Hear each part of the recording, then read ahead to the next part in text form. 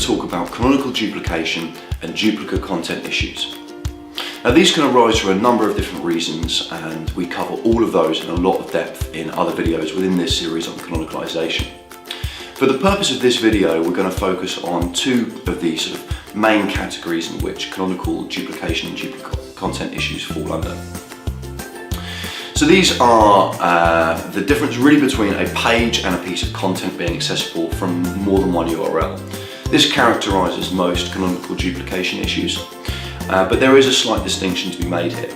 The first, when we talk about a page being accessible from more than one URL, we're really referring to the accessibility of a page, the technical configuration of your canonical tags, and ultimately how that page is accessible to users and robots. So for example, a page may include or not include the trailing slash, it may include or not include the www, and whether it does or it doesn't will affect what URL you're accessing the page from. Now you can control this through forced redirects, forcing users to the preferred URL, and you should also use canonical tags in order to control how Google sees this as well. And this really just falls into the first category of a page being accessible from more than one URL, and typically this is more of a technical issue, although it can still be pretty impactful to your site. The second category is where a piece of content is accessible from more than one URL. And we make the distinction here in the sense that this isn't so much a technical issue. It may be that you've created a whole load of pages for a paid advertising or content marketing campaign, and you intended for these just to be used for that campaign. Consequently, you copied content specifically designed for that over here. Now you can't do this with forced redirects because you want people to actually access these pages.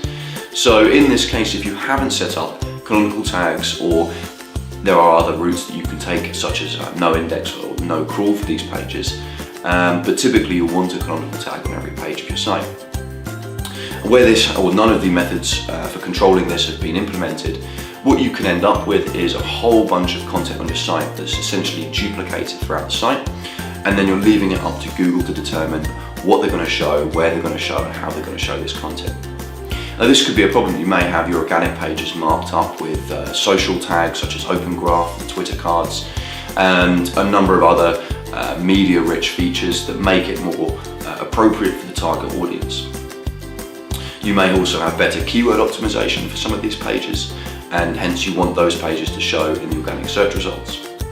So leaving this to Google will, or at least can, result in you not having your preferred content showing. Ultimately, the reason why you would want to implement any of the kind of recommendations that we make within this section is to control how your content appears and to remove the chance that Google sees your site as having a lot of duplicate content. Now on a small scale, most of these problems are fairly minor, but on the larger scale, so if you've got, for example, a website with 100 pages and 50 or 60 of those pages are duplicate pages, or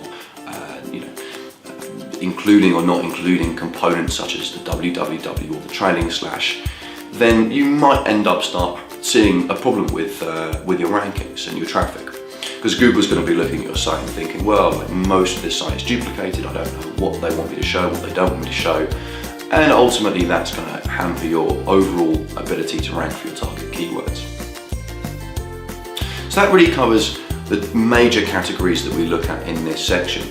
There's other components to canonicalisation as well, such as with multilingual sites, pagination, the hreflang attribute, but we cover all of those in other videos. If you would like to learn more, then you can go to our website at raptor-dmt.com. You can read our knowledge base, or you can check out our other videos. Thanks for watching.